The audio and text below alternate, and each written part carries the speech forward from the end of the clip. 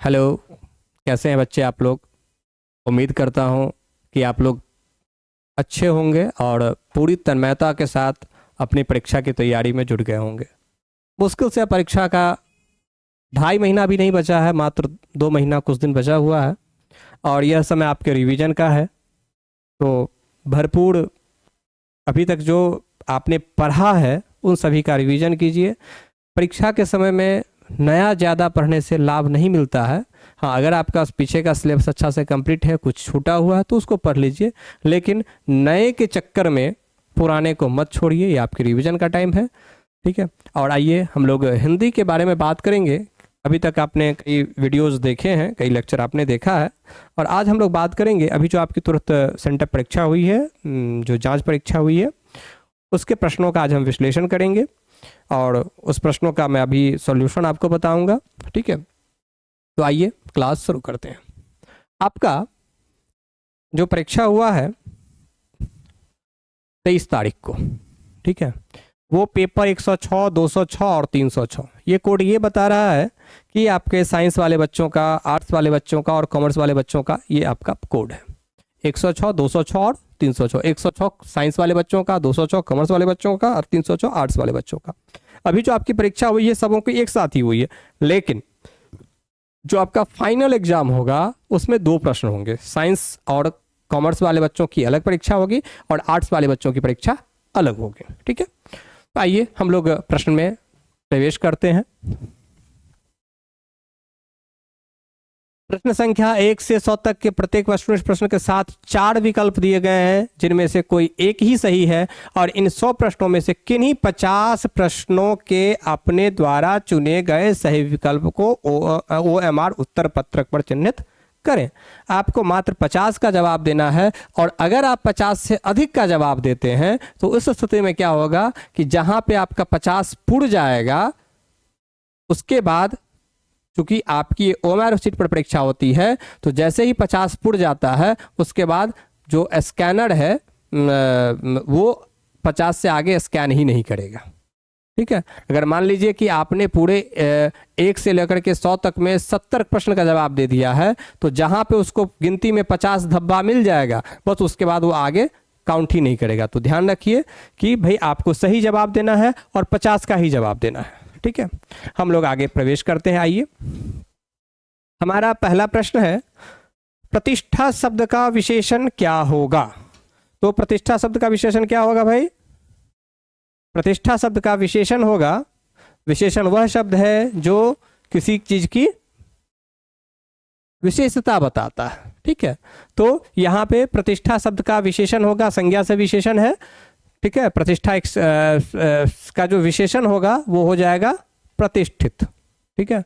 प्रति मतलब एक, और यहाँ पे ये उच्चारण ही गलत है और ये प्रतिष्ठित भी नहीं होगा, ये प्रतिष्ठित। दूसरा, पुस्तक शब्द का विशेषण क्या होगा? तो पुस्तक शब्द का विशेषण होगा पुस्तकीय, ठीक है।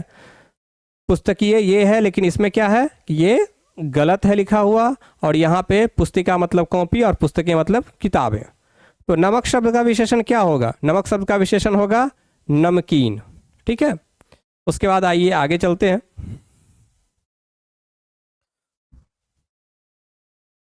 सरोवर शब्द का संधि विच्छेद है।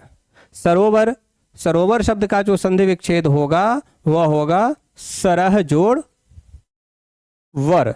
सरह जोड़,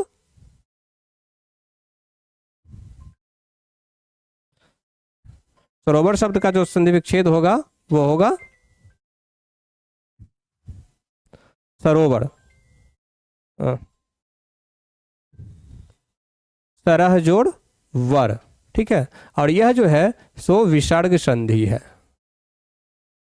ठीक है। जब आप संधि आपने पढ़ा होगा तो आप जानते होंगे, नहीं तो फिर जब हम संधि की चर्चा करेंगे तो मैं बताऊंगा कि जहां यहाँ पे सरह जोड़ वर्ग इसका सही होगा। निम्नलिखित में कौन दीर्घ स्वर संधि का उदाहरण है?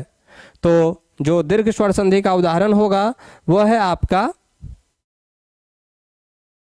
गुणवोदन, महौषध, गणेश, गिरिंद्र। ये आपका सही आंसर है, ठीक है। ये महौषध ही होता तो फिर ये सही होता, गुणवोदन अलग है, गणेश में तो है ही नहीं। फिर आइए पंचम शब्द का संधि विच्छेद। तो पंचम शब्द का जो संधि विच्छेद है वह है आपका पम जोड़ चम। ठीक है। दुरात्मा शब्द का संधि विच्छेद, तो दुरात्मा शब्द का संधि विच्छेद जो है वो है आपका दुह जोड़ आत्मा। ये जो दुरात्मा शब्द है उसका संधि विच्छेद है आपका दुह जोड़ आत्मा, दुरात्मा। ठीक है। अब आ जाइए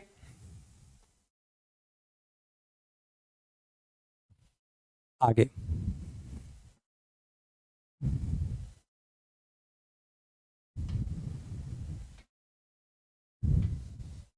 निम्नलिखित में कौन शुद्ध शब्द है? प्रवृत्त, तिलांजलि, तो तिलांजलि बाबू नहीं होता है, यह गलत है। ठीक है, तिलांजलि होता है। प्रांगण में न गलत है, और आधीन नहीं अधीन होगा। तो सही शब्द क्या है? प्रवृत्त। सही शब्द क्या है? प्रवृत्त। ठीक है। अब आइए अगला, निम्नलिखित में कौन शब्द द्वंद्व समास का उदाहरण है?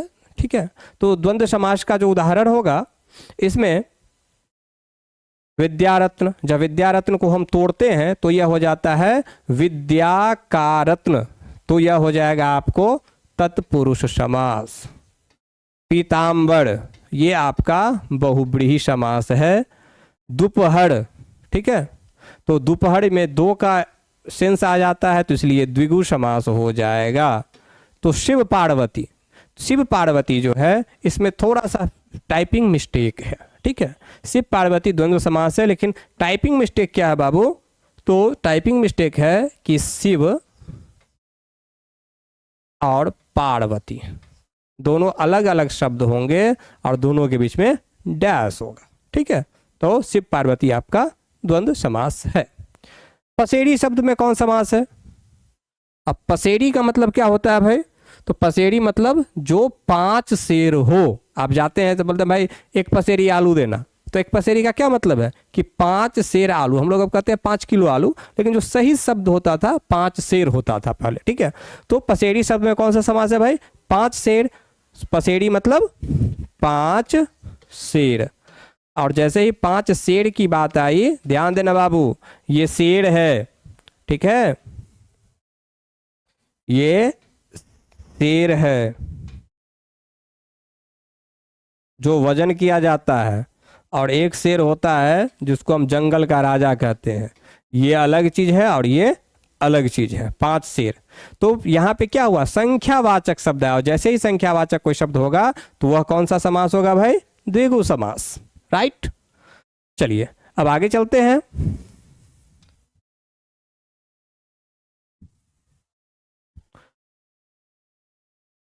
अगला प्रश्न हमारा, निम्नलिखित में कौन शब्द अधिकरण तत्पुरुष समास का उदाहरण है? तो अधिकरण आप कारक से जानते हैं कि अधिकरण का जो चिन्ह होता है वो होता है में या पर। ठीक है, तो आइए, धनहीन मतलब धन से हीन। कामचोर यानी काम से जी चुराने वाला। देश प्रेम, जो जिसमें देश के प्रति प्रेम हो। और नराधम, नराधम का क्या होगा? नर में अधम, जो नरों में अधम है उसको हम क्या कहते हैं? नराधम। तो ये जो आपका में आया वो यह बताता है कि यह जो है सो अधिकरण तत्पुरुष है। उपकूल शब्द में कौन समास है? तो उपकूल शब्द में जो है सो आपका अव्ययी भाव समास है। उपकूल में अव्ययी भाव समास कैसे है? तो उपकूल में जो उप है, यह उप क्या है? अव्ययी है। वह क्या है? अव्यय है।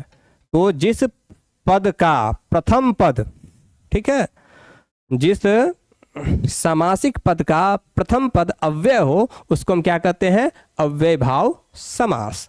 द्विगु नहीं है क्योंकि संख्यावाचक नहीं है, द्वंद्व भी नहीं है, और बहुब्रीहि तो है ही नहीं। ठीक है, अब आगे आइए। आचार शब्द का विलोम क्या है? तो आचार शब्द का विलोम बाबू क्या है? जरा सोच के बताइए। आचरण, व्यवहार, अनाचार या अनुचर? आचरण मतलब आपका जो आपका व्यवहार है। ठीक है, आचरण मतलब आचरण चरित्र से जुड़ा हुआ चीज है। ठीक है, और व्यवहार जो आपका कार्यप्रणाली है, और अनाचार। आचार शब्द का विलोम क्या है? तो आचार शब्द का विलोम है अनाचार, वह आचार जो शोभनीय नहीं हो। तो आचार का विलोम शब्द क्या हो जाएगा? अनाचार। और अनुचर मतलब सेवक, है ना। तिमिर शब्द का विलोम क्या है? तो बाबू तिमिर का मतलब होता है अंधेरा, तो अंधेरा का विलोम क्या होगा? प्रकाश, है ना। और बाद में कि तम मतलब भी अंधेरा, तमस मतलब भी अंधेरा का ही पर्यायवाची है। तो और पूर्णिमा, पूर्णिमा तो वो पूर्णिमा का तो जो विवृतार्थक होगा वो हो जाएगा अमावस्या। तो आपका प्रश्न था तिमिर शब्द का विलोम, तो तिमिर शब्द का विलोम है आपका प्रकाश। ठीक है, उम्मीद करता हूं कि आपको चीजें समझ में आ रही होंगी। और अगर आपके कुछ डाउट्स रह जाते हैं या कुछ क्वेश्चंस हैं तो आप कमेंट बॉक्स में नीचे आप टाइप कर दीजिए, आपको जवाब मिल जाएंगे। ठीक है, अब आइए कुरूप शब्द का विलोम क्या है? तो भाई कुरूप शब्द का विलोम क्या होगा? अरूप नहीं, सुरूप। बिल्कुल सही। जहां पे भाई कू रहे उपसर्ग में लगा हुआ, जहां पर कु उपसर्ग रहे वहां आपका अगर विलोम की बात हो तो आप सीधा क्या करें कि अगर सु मिल जाता है, ठीक है, अगर सु मिल जाता है तो बड़ा सुंदर सीधा कुरूप का हो जाएगा सुरूप। कुरूप मतलब जो अच्छा चेहरा नहीं हो, ठीक है, और स्वरूप मतलब जो बहुत सुंदर चेहरा हो, है ना। अब आइए आगे चलते हैं। सूर्योदय हुआ और अंधेरा जाता रहा। तो सूर्योदय हुआ और अंधेरा जाता रहा किस वाक्य का उदाहरण है? तो सूर्योदय हुआ और अंधेरा जाता रहा, यह जो है सो संयुक्त वाक्य का उदाहरण है, क्योंकि यह जो और है, ठीक है, यह दो अलग अलग स्वतंत्र वाक्यों को जोड़ता है। आप जानते हैं कि वाक्य के 3 प्रकार हैं, सरल वाक्य, संयुक्त वाक्य और मिश्र वाक्य। ठीक है, तो इसमें क्या है, ये और ये दोनों जो है सो इंडिपेंडेंट है, और जो है सो इसको जोड़ता है। तो सूर्योदय हुआ और अंधेरा जाता रहा, है ना। आज अब आगे चलते हैं। नेक्स्ट क्वेश्चन,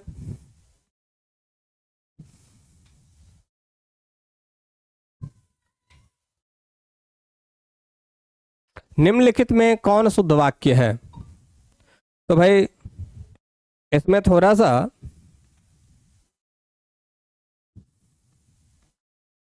कि भाई बहन आ रही है, तो भाई बहन आ नहीं रही है, भाई बहन जा रहे हैं या आ रहे हैं। ठीक है, मैं नावों पर सवार था। भाई एक आदमी 21 गो नाव पर सवार होता है और वह दंडनीय है। ठीक है, इस पर मैं विचार करता हूं। आइए पहले इसकी बात करता हूं। वृक्षों पर फल खिल रहा था। भाई फल लगता है, खिलता नहीं है, फूल खिलता है।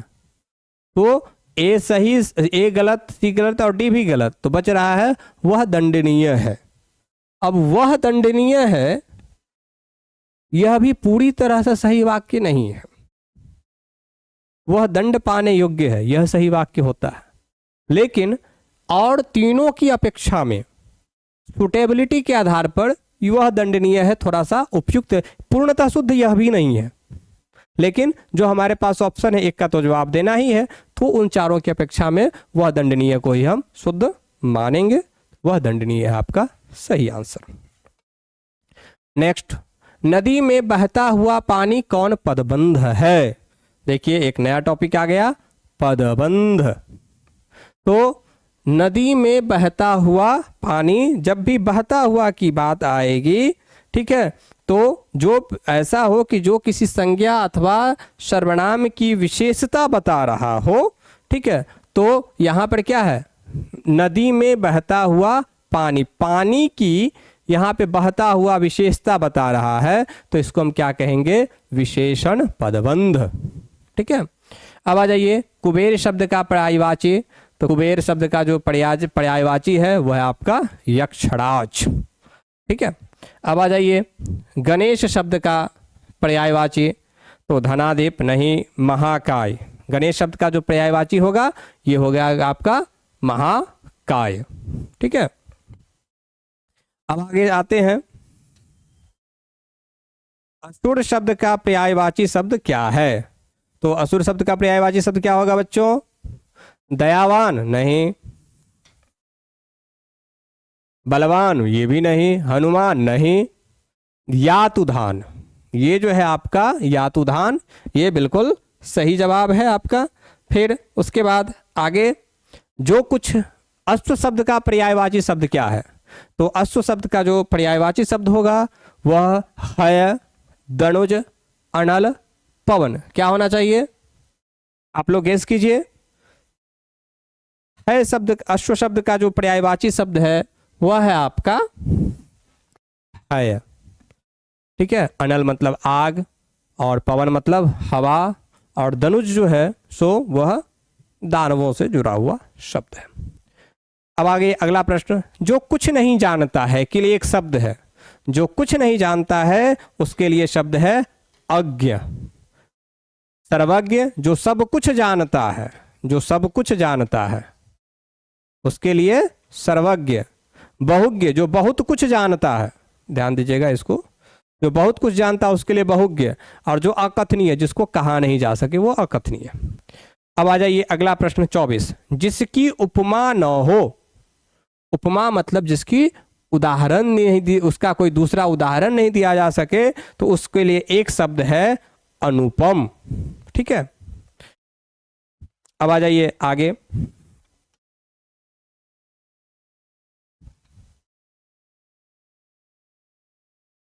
जो बहुत बोलता है के लिए एक शब्द है। जो बहुत बोलता है उसके लिए एक शब्द है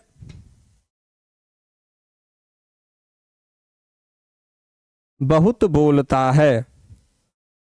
बहुत बोलने की बात है भाई, तो मितभाषी मतलब कम बोलने वाला। अल्पज्ञ मतलब जो कम जानता, अभी ऊपर हम लोग पढ़े थे ना, बहुज्ञ, सर्वज्ञ, तो अल्पज्ञ मतलब जो कम जानता है, और अज्ञ जो कुछ नहीं जानता है। विद्वान, और ये हो गया वाचाल। तो जो बहुत बोलता है उसको क्या कहेंगे? वाचाल कहेंगे। अब आ जाइए नेक्स्ट प्रश्न, नाक पर गुस्सा मुहावरे का अर्थ है तुरंत क्रोध, दुखी होना, सुखी होना, प्रसन्न होना। तो भाई आपका सही जवाब है तुरंत क्रोध। सिर भारी होना मुहावरे का अर्थ है सिर पर बोझ लादना, सिर दर्द से राहत, सिर में दर्द होना, तनाव रहित होना। तो ये सिर में दर्द होना।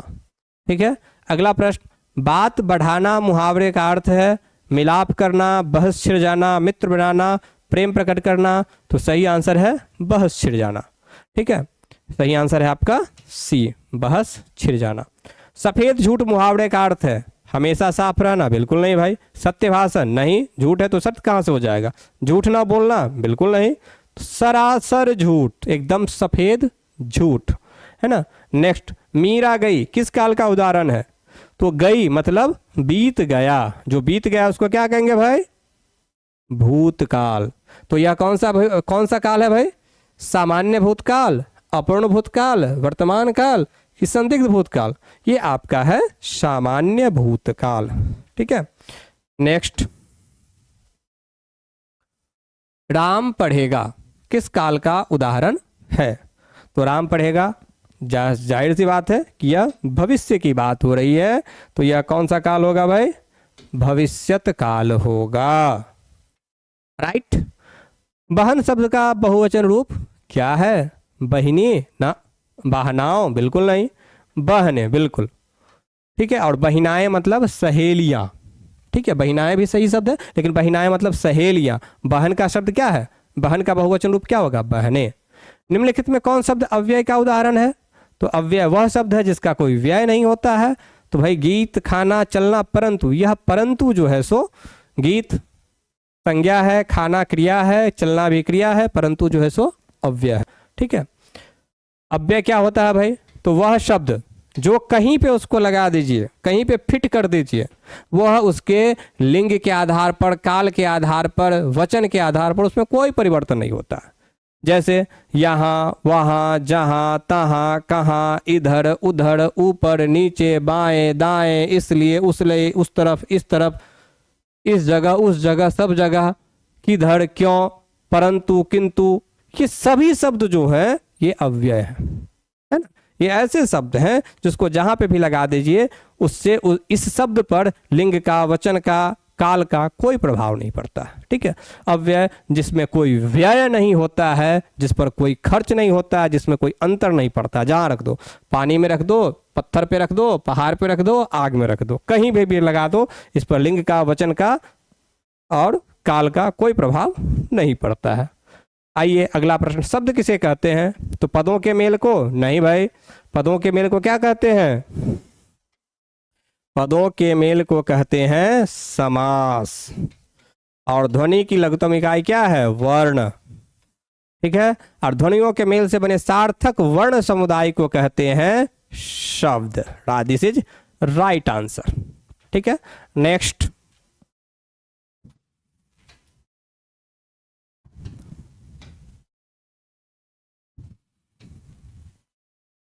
आराम शब्द है तत्सम, तद्भव, देशज या विदेशज?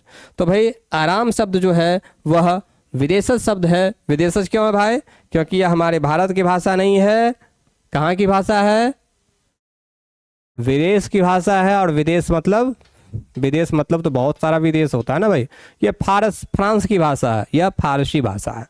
मयूर शब्द का तद्भव रूप है। तो मयूर का शब्द का क्या होता है भाई? तोता नहीं, मोर, बिल्कुल सही। मैना नहीं और मुर्गा भी नहीं। वत्स शब्द है तत्सम, तद्भव, देशज, विदेशज। तो वत्स शब्द जो है तत्सम है। तत्सम क्या होता है बाबू? वैसे शब्द जो संस्कृत से हिंदी में ज्यों के त्यों आ गए उसको हम तत्सम शब्द कहते हैं। रात को बाहर मत जाओ, यह कौन वाक्य है? तो देखिए जहां पे भी मना हो जाए, ठीक है, मनाही हो जाए, उसको वो सारा होता है निषेधात्मक। ठीक है। तो यह कैसा वाक्य हो जाएगा भाई?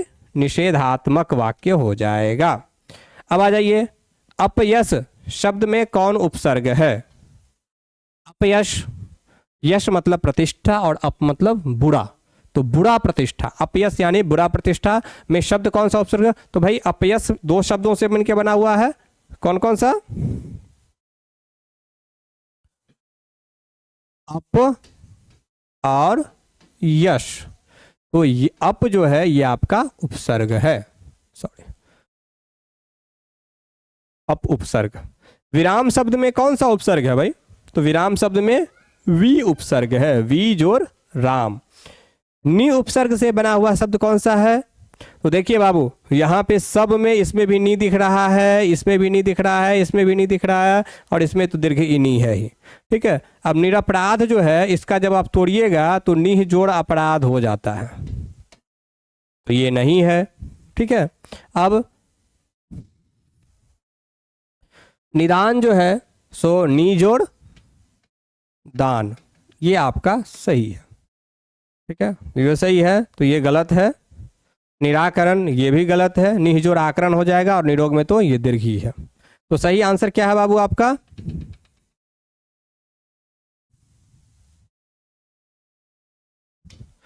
नि उपसर्ग से बना शब्द कौन सा है? निदान। बढ़िया शब्द में कौन सा प्रत्यय है? तो बढ़िया शब्द में या प्रत्यय है। ठीक है। उसके बाद लड़ाई शब्द में कौन सा प्रत्यय है भाई? तो प्रत्यय क्या होता है? शब्द के अंत में जुड़ता है।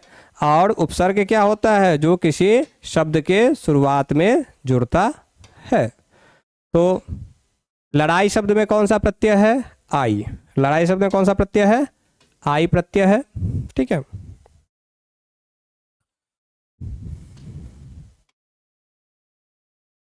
हम लोग 43 क्वेश्चंस देख चुके हैं, और आइए आगे चलते हैं।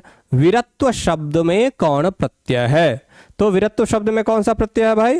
त्व। आप ध्यान दीजिएगा कि कुछ प्रत्यय होते हैं, उपसर्ग में कुछ प्रत्यय हैं, सॉरी उपसर्ग में कह रहा हूँ, संस्कृत के कुछ प्रत्यय हैं, कुछ उर्दू के प्रत्यय हैं, कुछ हिंदी के प्रत्यय। प्रत्ययों को आप याद कर लीजिएगा। ठीक है। जो आगे जो आप लोगों को क्लास में पढ़ाया गया है उसको आप एक बार पलट करके देख लीजिएगा, और नहीं तो फिर मैं तो हूँ ही। हिंदी में कितने लिंग है भाई? तो हिंदी में 2 लिंग है, पुरुषलिंग, पुल्लिंग और स्त्रीलिंग। संस्कृत में फिर 3 लिंग होते हैं, ये संस्कृत में है 3 लिंग। ठीक है। निराशा शब्द है, तो निराशा शब्द भाई क्या होगा? पुल्लिंग है कि स्त्रीलिंग है कि उभयलिंग है, या इनमें से कोई नहीं? कोई ना कोई तो होगा ही, नहीं क्यों होगा भाई? तो निराशा शब्द कौन सा लिंग होगा भाई? निराशा शब्द जो है सो आपका स्त्रीलिंग है। अनुमान शब्द क्या है? पुल्लिंग है, स्त्रीलिंग है, उभयलिंग है, या इनमें से कोई नहीं? तो अनुमान शब्द जो है आपका वह क्या है? तो अनुमान शब्द जो है आपका, बताइए, अनुमान शब्द स्त्रीलिंग है। चांदी शब्द क्या है भाई? पुल्लिंग है, स्त्रीलिंग है, उभयलिंग है, या फिर इनमें से कोई नहीं? तो चांदी शब्द जो है वह आपका भी, यह भी जो है सो स्त्रीलिंग ही है। पुल्लिंग स्त्रीलिंग या तो आपको याद करना होगा और नहीं तो समझना होगा। समझना कैसे होगा? अब उसके लिए फिर मैं जब लिंग की क्लास में आप आएंगे, ठीक है, तो फिर वहाँ पे आप देखिएगा तो इसका पूरा का पूरा विस्तृत हो जाता है, तो मैं अभी उधर नहीं जाऊँगा। आइए जो प्रश्न है उसका आंसर देते हुए हम लोग चलते हैं। हिंदी में कुल कितने सर्वनाम है भाई? तो हिंदी में कुल जो है कितने सर्वनाम है? हिंदी में कुल 11 सर्वनाम हैं, ठीक है। 11 सर्वनाम कौन कौन से हैं? तो मैं, तुम, आप, यहाँ पे बोर्ड पर थोड़ा सा दिक्कत हो रहा है, ठीक है, तो आप समझ लीजिए, मैं, तुम, आप, वह, यह, जो, सो, क्यों, कुछ, कौन और क्या, ये आपको 11 सर्वनाम है। अब नेक्स्ट चलते हैं। उसका सिर खुजलाता है, इस वाक्य में कौन क्रिया है? तो भाई उसका सिर खुजलाता है, ठीक है, तो यहाँ पे ज़बरदस्ती किसी काम करने की बात नहीं है। उसको खुजली हो रही है तो खुजाए, या नहीं तो चुपचाप संतोष करे, तो यह जो है सो अकर्मक क्रिया है, ठीक है। अब आपको भूख लग रही है तो यह अकर्मक क्रिया है, और आप सीढ़ी चढ़ रहे हैं तो वो सकर्मक क्रिया है। भूख लगना अकर्मक क्रिया है, आप बैठे हुए हैं यह अकर्मक क्रिया है। बात समझ में आ रही है? आइए, बालक पेड़ से गिरा में कारक है, कौन सा कारक है भाई? बालक पेड़ से गिरा, तो आप जानते हैं पेड़ से गिरा और पेड़ से अलग हो रहा है, इसलिए अपादान कारक होगा। बालक पेड़ से गिरा कौन सा कारक है भाई? ये अपादान कारक है। हे नाथ मेरी सहायता करो किस कारक का उदाहरण है? तो यह संबोधन हो रहा है, तो यह संबोधन कारक है। नेक्स्ट,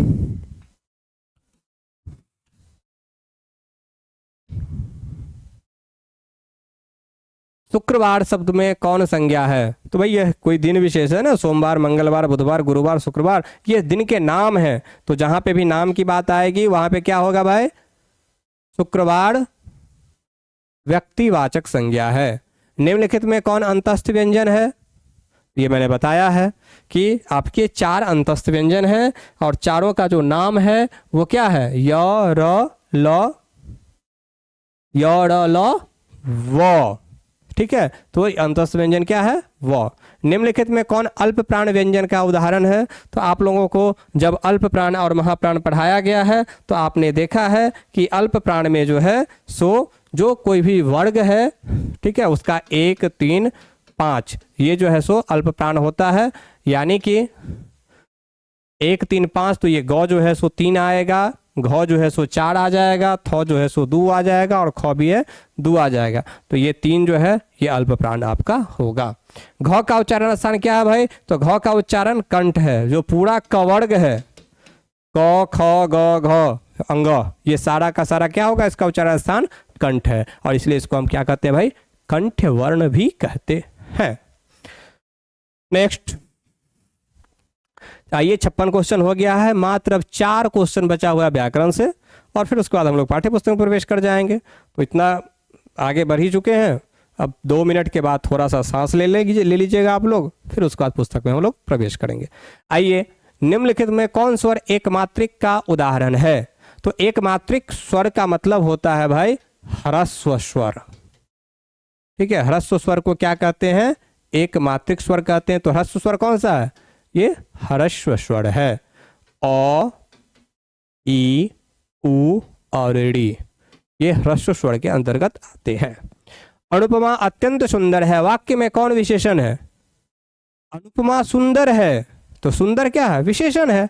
अब बात आ रही है कि अनुपमा अत्यंत सुंदर है, तो यह विशेषण यानी सुंदर का भी विशेषता बता रहा है। तो ऐसे शब्दों को क्या कहते हैं भाई? प्रविशेषण कहते हैं। ऐसे विशेषण को क्या कहते हैं? प्रविशेषण।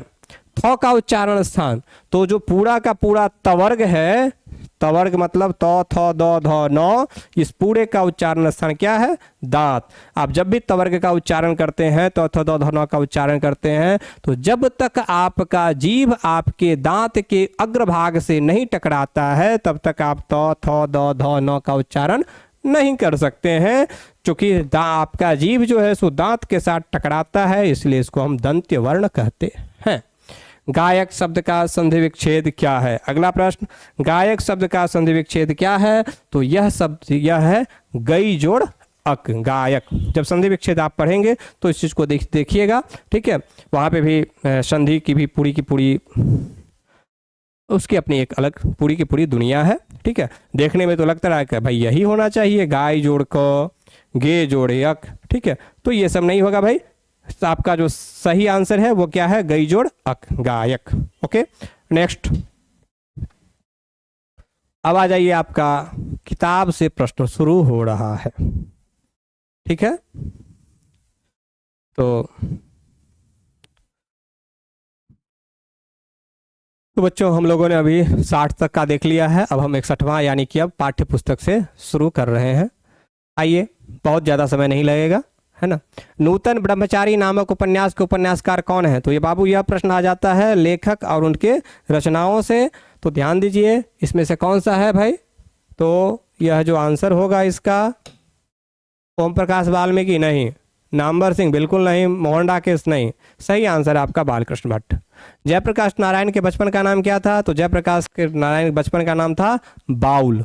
बर्नार्ड शॉ ने नर को क्या माना है? तो बर्नार्ड शॉ ने नर को अहेर और नारी को अहेरिन माना है, और उसने कहा है कि भाई अहेर को अहेरिन के पास से बचकर चलना चाहिए। और बताइए बाबू, ये किसका है, किस पाठ का होना चाहिए? ये आपका जो पंक्ति है वह अर्धनारीश्वर का है। कहाँ का है भाई? अर्ध नारीश्वर पाठ से यह लिया गया है। अब नेक्स्ट, मालती के पति का नाम क्या था? तो यह किस कहानी से लिया गया है? तो यह रोज से लिया गया है। किस कहानी से यह प्रश्न है? तो रोज से प्रश्न। मालती के पति का नाम क्या था? महेश्वर। तो मालती के बेटे का नाम क्या था भाई? मालती के बेटे का नाम था टीटी। कुलबीर सिंह और कुलतार सिंह भगत सिंह के कौन थे? तो कुलबीर सिंह और कुलतार सिंह भगत सिंह के भाई थे। आप देख रहे हैं ना बच्चों कि लेखक परिचय में से प्रश्न कहाँ से पूछ रहा है, ठीक है। और मतलब किताब में से प्रश्न कहाँ से पूछा जा रहा है? अधिकतर प्रश्न या तो किताब के बीच से हैं या नहीं तो लेखक परिचय से हैं। किस रचनाकार का कार्य क्षेत्र बिहार था? बताइए। बालकृष्ण भट्ट नहीं भाई, ये यूपी से थे, यूपीए में रह गए।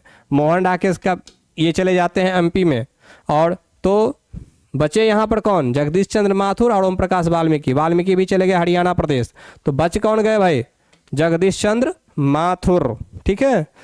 कौन? तो जगदीश चंद्र माथुर, ठीक है। हालांकि ये थे आपको ये भी थे उत्तर प्रदेश के ही, लेकिन यह इन्होंने बीपीएससी यानी बिहार लोक सेवा आयोग से इनका चयन हुआ था। और यह जो है सो बिहार में शिक्षा के पद पर कार्य किए थे, शिक्षा सचिव रहे थे 1955 से लेकर के 1962 तक ये बिहार में इनका कार्य हुआ था।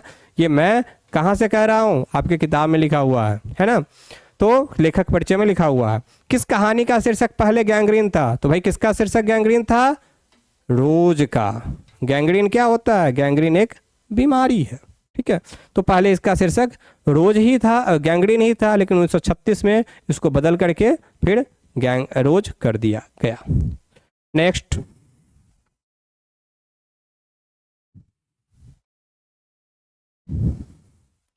किस कहानी का शीर्षक पहले गैंग्रीन था?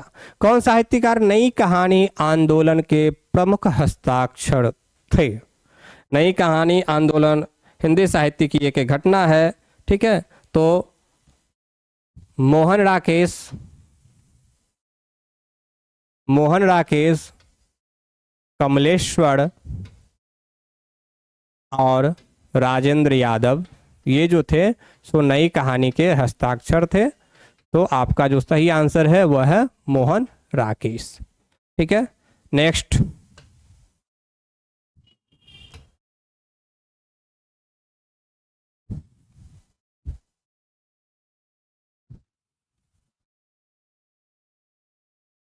राम की शक्ति पूजा नामक कृति किनकी है? भाई बहुत महत्वपूर्ण पुस्तक रही है ये। राम की शक्ति पूजा बहुत प्रचलित पुस्तक है। राम की शक्ति पूजा जो है वह सूर्यकांत त्रिपाठी निराला की रचना है।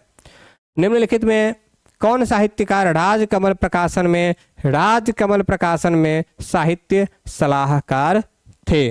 तो भाई राजकमल प्रकाशन में जो साहित्यिक सलाहकार थे वो थे हमारे नामवर सिंह। ठीक है, आपको इनका पाठ भी पढ़ना है, प्रगीता और समाज, उसी के परिचय में, लेखक परिचय में यह दिया हुआ है। निम्नलिखित में किस रचनाकार ने मेघदूत नामक नाट्य संस्था की स्थापना की? तो मेघदूत नामक नाट्य संस्था की स्थापना जो है वह किया था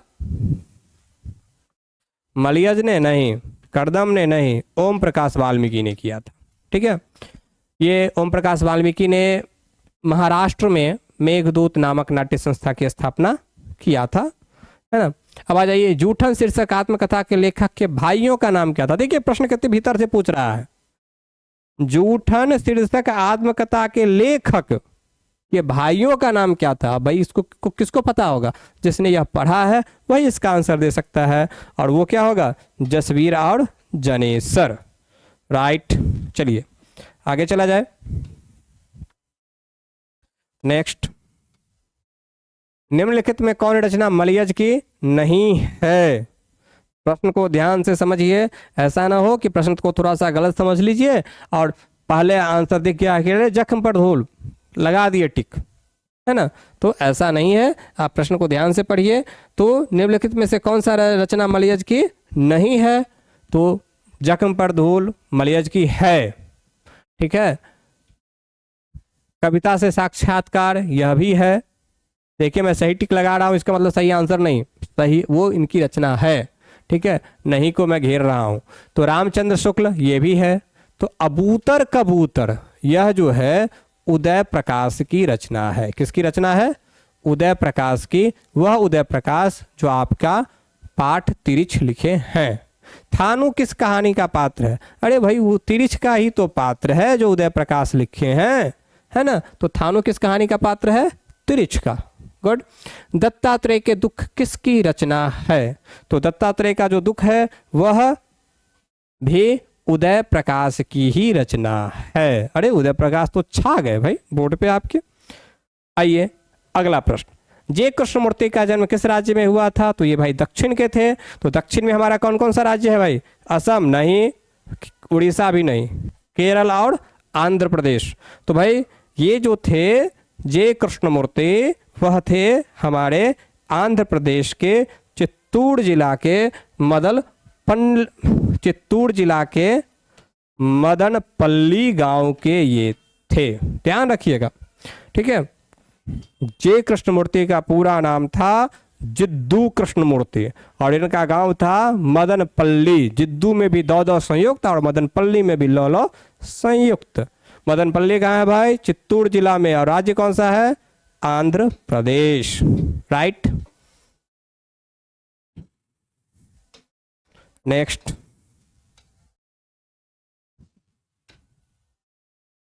मलिक मोहम्मद जायसी किस काव्य परंपरा के कवि थे? ज्ञानाश्रय नहीं, कबीरदास जी थे इसके।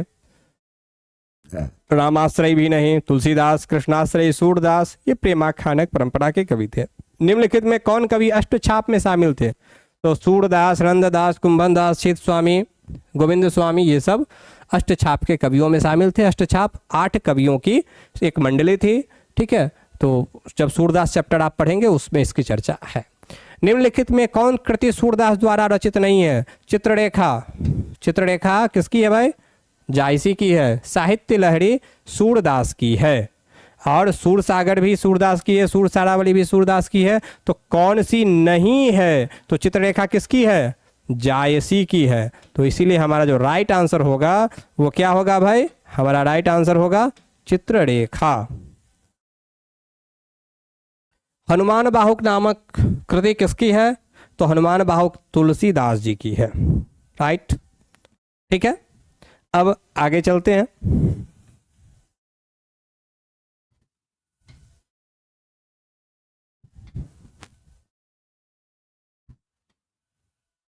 तुलसीदास के गुरु कौन थे, तुलसीदास के गुरु भाई कौन थे, तो तुलसीदास के गुरु थे नरहरिदास। निम्नलिखित में कौन कवि राम भक्त थे, तो नाभादास जो थे सो राम भक्त कवि थे। ठीक है, बाद बाकी तीनों कृष्ण भक्त कवि थे। कवि भूषण किस काल के कवि हैं भाई, तो कवि भूषण रीति काल के एकमात्र अब ऐसे कवि हैं जिन्होंने अपनी रचना वीर रस में किया, बाद बाकी सभी कवियों ने श्रृंगार रस में किया है। तो भूषण किस काल के कवि हैं, रीति काल के। कवि भूषण को कवि भूषण की उपाधि किसने दी, देखिए भूषण का जो नाम है ना वो भूषण नहीं था, बल्कि भूषण का ना जो नाम है वह था, वास्तविक नाम इनका था घनश्याम। इनका वास्तविक नाम क्या था, घनश्याम। ठीक है, तो रुद्रदत्त जो राजा थे, सोलंकी राजा रुद्र शाह, ठीक है, तो सोलंकी राजा रुद्र शाह ने इनको कवि भूषण की उपाधि दी। ठीक है, ऐसे इनका नाम घनश्याम था, लेकिन सोलंकी राजा ने जब इनको कवि भूषण कहा तो इनका नाम ही भूषण हो गया। ठीक है भाई, चलिए नेक्स्ट। कविता लेखन का आरंभ जयशंकर प्रसाद ने किस भाषा में किया, तो इन्होंने कविता लेखन का जो आरंभ किया था वो सबसे पहले इन्होंने ब्रज भाषा में किया था। इंदु नामक पत्रिका का प्रकाशन किसने किया भाई, तो जयशंकर प्रसाद ने किया।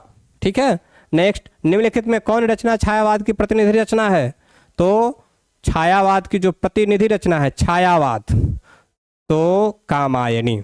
कामायनी किनकी लिखी हुई है, जयशंकर प्रसाद की। ठीक है, आपको भी पढ़ना है, आपके किताब में कामायनी से ही लिया गया है। तुमुल कोलाहल कलह में, तुमुल कोलाहल कलह में मैं हृदय की बात रे मन। ठीक है, स्वाधीनता संघर्ष में सक्रिय भागीदारी किसकी थी, सुभद्रा कुमारी चौहान। बिल्कुल सही, सुभद्रा कुमारी चौहान। ठीक है, और आगे बढ़ते हैं।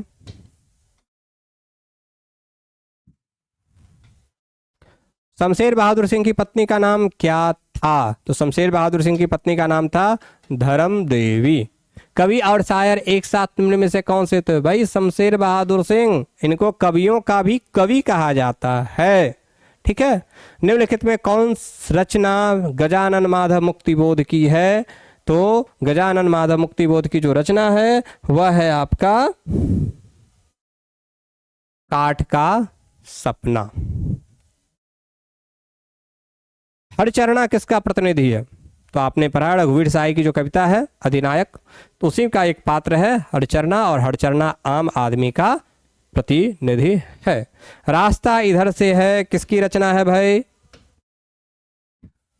रास्ता किधर से है, रास्ता इधर से है। तो भाई ये किसकी रचना है, रास्ता इधर से है, ये रघुवीर सहाय की रचना है। ठीक है, नेक्स्ट। इंदिरा गांधी कृषि विश्वविद्यालय में एसोसिएट प्रोफेसर के पद पर कौन कवि जो है सो कार्यरत थे, तो यहाँ कार्यरत थे विनोद कुमार शुक्ल। निम्नलिखित में किस कवि को दयावती मोदी कवि शेखर सम्मान प्राप्त हुआ था, ठीक है, तो ये प्राप्त हुआ था अशोक वाजपेयी को, और विनोद कुमार शुक्ल को भी मिला था। ठीक है, ये याद रख लीजिए।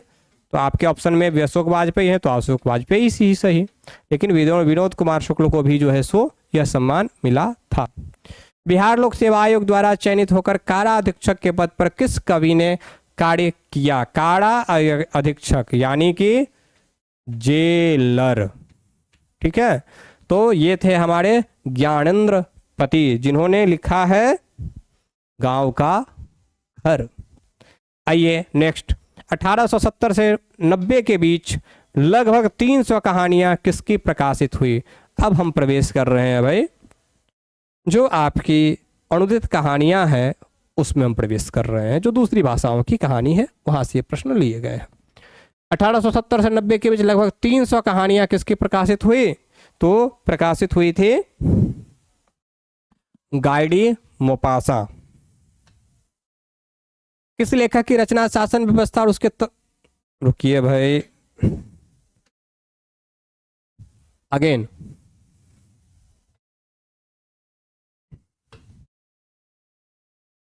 1870 से 90 के बीच लगभग 300 कहानियां किसकी प्रकाशित हुई, तो गाय डी मोपासा। किस लेखक की रचना शासन व्यवस्था और उसके तंत्र की, शासन व्यवस्था और उसके तंत्र की अमानवीयता को रेशे रेशे में उघाड़ता है। तो भाई ऐसे लेखक कौन हैं, ये लेखक हैं अंतोन चेखव। अफ्रीकी देश कांगो में किस लेखक का जन्म हुआ था, तो किनका जन्म हुआ था भाई, हेनरी लोपेज का। मृत्यु के कुछ समय पहले स्मृति बहुत साफ हो जाती है, यह पंक्ति किस कहानी की है, आपको खूब अच्छी तरह से याद होगी। मैं समझता हूं कि सभी बच्चों को याद होगी, और इसका जो सही आंसर है वह है उसने कहा था। राइट। इस तरह से आपने देखा कि आपके 100 ऑब्जेक्टिव जो थे वह उसका आंसर आज मैंने आपको यहाँ पर बताया। अब आप इसका जो आप परीक्षा दे के आए हैं उससे आप अपने आंसर का मूल्यांकन कर सकते हैं, मिलान करके आप उसको मूल्यांकित कर सकते हैं। और आप देखिए अगर आपका स्कोर 50 में 50 जाता है तो भाई क्या कहने, गजब। और अगर नहीं तो भाई नंबर बढ़ाना है, तो हिंदी में भी 90+ लाना है, और 90+ के लिए आपका ऑब्जेक्टिव में 50 में 50 होना जरूरी है। कैसे होगा, इसके लिए आप खुद में सोचिए। जहां जहां से प्रश्न आए हैं प्रश्नों को मूल्यांकित कीजिए कि देखिए कि वह प्रश्न कहां कहां से आ रहा है, ठीक है, और उन चैप्टर्स को उसको कंप्लीट कीजिए। और बाद बाकी के लिए फिर आगे भी मैं यहाँ पे वीडियोज़ के माध्यम से मैं आपको मार्गदर्शन करता ही रहूँगा। और नीचे अगर आपका अगर कोई कुछ क्वेश्चंस है, कुछ प्रश्न है, तो आप अपने कमेंट बॉक्स में यहाँ से आप क्वेश्चन डाल सकते हैं, आपको 100 समय जवाब मिल जाएगा। और दूसरा, और अगर अभी आपको लग रहा है कि आपकी तैयारी बहुत अच्छी नहीं है, आपको व्याकरण पढ़ने पड़ जाएंगे, ऑब्जेक्टिव के लिए भी काम करना पड़ जाएगा, और 100 प्रश्न की व्याख्या, 100 प्रश्न की व्याख्या ही क्यों, पूरा जो सब्जेक्टिव प्रश्न है उसके लिए भी काम करना बाकी रह गया है। और अगर आपको कहीं से सलाह की आवश्यकता है तो कहीं भटकने की ज़रूरत नहीं है और ना ही चिंतित होने की ज़रूरत है। आपके इस वीडियो के डिस्क्रिप्शन में जो अनुदेश दिया हुआ है उसको आप एक बार पढ़ें, और साथ ही उसमें एक एप्लीकेशन का लिंक भी है। उस लिंक के जरिए आप हमारा चैनल नहीं बल्कि हमारा एप्लीकेशन हिंदी संसार ज्वाइन कर सकते हैं, और वहाँ पर आपको आपके विषय से संबंधित सारी मटेरियल्स आपको वहाँ पर मिल जाएंगे। और फिर आप कमेंट बॉक्स में जो मेरा नंबर दिया गया है आप उस पर से भी संपर्क करके आप हमसे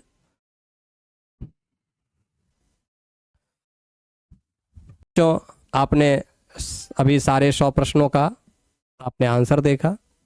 अगर आपको लगता है कि अपनी तैयारी के हिसाब से आप पूरी तरह अभी आपकी तैयारी नहीं हुई है, कुछ आपको मदद की आवश्यकता है, तो इस वीडियो के डिस्क्रिप्शन में हमारे एप्लीकेशन का लिंक दिया हुआ है, ठीक है। उस लिंक से आप हिंदी संसार ऐप डाउनलोड कर सकते हैं, ठीक है। वहाँ पे आपको सारा मटेरियल्स उपलब्ध है। वहाँ पे अभी क्लास भी चल रही है, तो मात्र 2 महीने के लिए डिज़ाइन किया गया है, और आपके एग्जामिनेशन पर्पस के लिए, और बहुत ही न्यूनतम फी में है, ठीक है। आप आइए वहाँ पर क्लास ज्वाइन कीजिए और साथ में काम कीजिए। वहाँ पे आपको टेस्ट भी होती है। हमारा और आपका प्रयास रहेगा, पिछले वर्षों में भी बच्चों ने काफ़ी अच्छा रिजल्ट दिया है, अब आगे आप ही की बारी है। धन्यवाद।